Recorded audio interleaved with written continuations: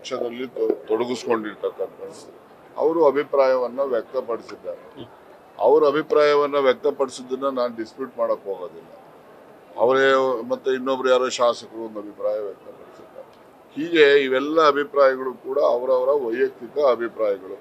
ಯಾರೇನೇ ವೈಯಕ್ತಿಕ ಅಭಿಪ್ರಾಯ ವ್ಯಕ್ತಪಡಿಸಿದ್ರು ಕೂಡ ಅಲ್ಟಿಮೇಟ್ಲಿ ಕಾಂಗ್ರೆಸ್ ಪಕ್ಷದ ಹೈಕಮಾಂಡ್ ನಲ್ಲಿ ಏನ್ ನಿರ್ಣಯ ಆಗ್ತದೆ ಅದಾಗ್ತದೆ ಅಷ್ಟೇ. ಯಾಕಂದ್ರೆ ತಾವು ಹಿಂದೆ ಹೇಳಿದ್ರಿ ಸಿದ್ದರಾಮಯ್ಯ ಅವರು 5 ವರ್ಷದ ಅವಧಿಗೆ ಇರಬೇಕು, ಪೂರ್ಣಾವಧಿ ಸಿಎಂ ಎಲ್ಲವನ್ನೂ ಹೇಳಿದ್ರಿ.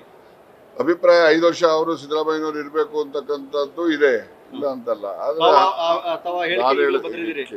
ಕೇಳಿ ನಾವು ಬಹಳಷ್ಟು ಜನ ಸಿದ್ದರಾಮಯ್ಯನವರು 5 ವರ್ಷ ಅಂತಲ್ಲ ಪೂರ್ಣ ಅವಧಿಯಲ್ಲಿ ಮುಖ್ಯಮಂತ್ರಿಗಳಾಗಿರ್ಬೇಕು ಅಂತಕ್ಕಂಥ ಬಯಕೆ ಬಹಳ ಜನರಲ್ಲಿ ಇರಬಹುದು. ಆ ಏನೇ ಬಯಕೆ ಇದ್ರೂ ಕೂಡ ಅದೆಲ್ಲ ಈಡೇರ್ಬೇಕು ಅಂದ್ರೆ ultimately high command will take A decision. Sir, ಯಾವ ಎನಿ ಡೌಟ್ ಸರ್ ಆ ವಿಚಾರದಲ್ಲಿ? ಯಾವ್ದ್ರಲ್ಲಿ?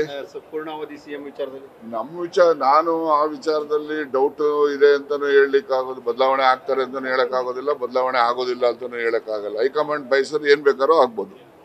ರಾಜಣ್ಣ ಅವರ ಧ್ವನಿ ಭಿನ್ನವಾಗಿದೆ ಸರ್ ಈಗ. ಹೌದಾ? ಭಿನ್ನ ಅಂದ್ರೆ ನಾನು 4 ದಿವಸದಿಂದ ಹುಷಾರಿಲ್ಲ, ಮಲಗಿಬಿಟ್ಟಿದ್ದೇನೆ, ಸ್ವಲ್ಪ ಟೋನ್ ಕಡಿಮೆ ಆಗಿರ್ಬೋದು ಅಷ್ಟೇ. ಬಟ್ ತೀರ್ಮಾನದಲ್ಲಿ ಯಾವತ್ತೂ ಕೂಡ ಏನು ಬದಲಾವಣೆ ಇಲ್ಲ. ನ್ಯೂಸ್ ಫಸ್ಟ್ ನಿರ್ಭೀತಿಯಿಂದ ನಿಮ್ಮ ಪರವಾಗಿ.